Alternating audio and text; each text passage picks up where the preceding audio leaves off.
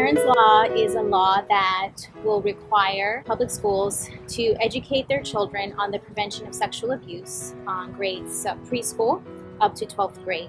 And Erin is a woman who started Erin's Law. She's been traveling around the United States, and it's been passed in 26 states so far. There has been a federal bill that's been introduced that would provide funding for the public schools on behalf of Erin's Law. And this would mean that the public schools would be able to have funds to hire presenters to come into the school and to help children to learn about the prevention of sexual abuse. So what inspired me to do this PSA on behalf of Erin's Law was my work as a therapist. I have spent the last 6 years working with children, teens, and families. And I started off with children who were survivors of sexual abuse. So I started researching, and I found Erin's Law, I found Erin and read about her work. I read about the books that she's written and what she's gone through and how she's been an advocate to prevent sexual abuse. So that inspired me as being an artist and a therapist. And I had thought, what could I do to be a voice with this cause? And I decided to create a public service announcement and cast children and teens to be the voice on behalf of Erin's Law. And I feel that a lot of parents and teachers, adults, we have this fear of speaking to children and teenagers about certain things. But this is something that I feel is very important, and that's one reason why I wanted to cast children and teens.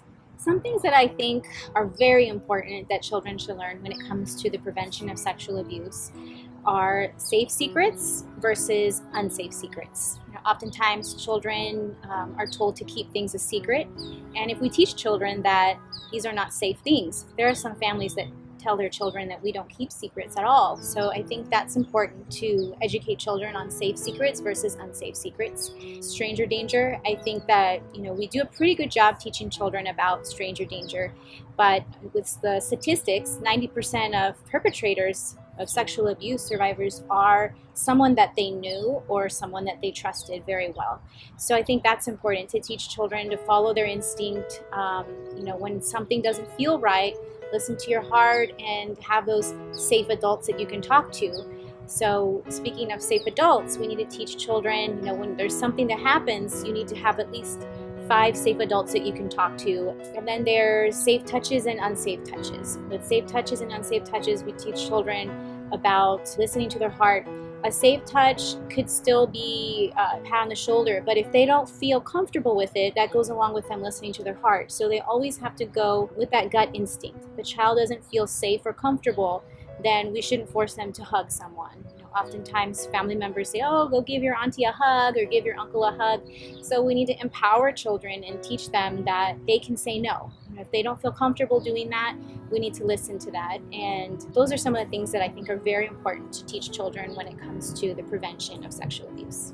Well, what I really hope people will do when they see this PSA titled Erin's Law, Changing the World, is to look into their heart and to take action. I'm hoping that the viewers will go, tell me more about this. I want to learn more about this, and read about what has been done, what is being done right now, and look into their hearts and see what can you do to help out with this cause. Google Erin's Law, go on erinmurin.net, and even if it's telling someone else about it, that in itself is doing something.